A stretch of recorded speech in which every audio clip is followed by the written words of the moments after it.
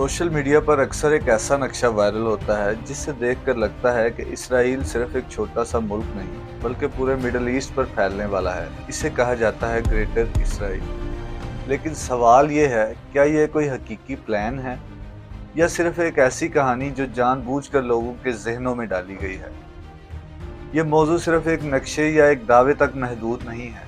इसके पीछे हिस्ट्री भी है, सियासत भी और बहुत सारी मिसअंडरस्टैंडिंग्स भी। इसीलिए अगर इसे समझना है तो कहानी को शुरू से देखना होगा। 19वीं सदी के आखिर पर यूरोप में एक नया नजरिया उभर कर सामने आया जिसे जियोनिज्म कहा जाता है। ये सिर्फ एक सियासी तहरीक नहीं थी बल्कि उस वक्त के हालात का रद्द अमल था जहां यूरोप में यहूदियों को नाइंसाफी का सामना था। इसीलिए ये ख्याल दिया गया कि उनके लिए अलग वतन होना चाहिए। लेकिन सवाल था, वो जगह होगी कहाँ। फिर आती है वर्ल्ड वॉर वन, जहां सिर्फ यूरोप नहीं बल्कि पूरा मिडल ईस्ट भी चेंज हो गया। उस्मानिया सल्तनत जो सदियों से इस खित्ते पर हुक्मरान थी वो ख़त्म हो गई और इसी सियासी बेयकीनी में बरतानिया ने फ़लस्तीन पर कब्जा कर लिया। यहाँ से कहानी सिर्फ हिस्ट्री नहीं रहती बल्कि तनाज़ा बन जाती है। 1948 ये वो साल है जहाँ सब कुछ ऑफिशियली चेंज हो जाता है। इसराइल का क़याम होता है, लेकिन ये सिर्फ एक मुल्क का बनना नहीं था बल्कि एक नए तनाज़े की शुरुआत थी।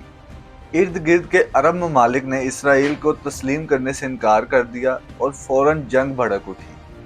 मगर कहानी यहाँ ख़त्म नहीं होती। कुछ ही सालों बाद 1967 में एक ऐसी जंग होती है जो सिर्फ 6 दिन चलती है, लेकिन उसके असरात आज तक महसूस किए जाते हैं। सिर्फ 6 दिनों में पूरे खित्ते का नक्शा बदल जाता है।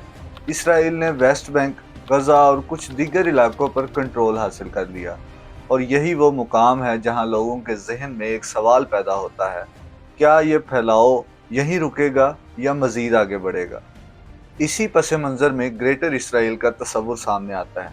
कुछ लोग इसे मजहबी हवालों से जोड़ते हैं जहां एक बड़ी सरजमीन का जिक्र मिलता है, कुछ इसे सियासी ख्वाहिश समझते हैं, लेकिन हकीकत यह है आज के वक्त में कोई वाज़ेह और सरकारी पॉलिसी मौजूद नहीं है जिसे ग्रेटर इसराइल प्लान कहा जा सके।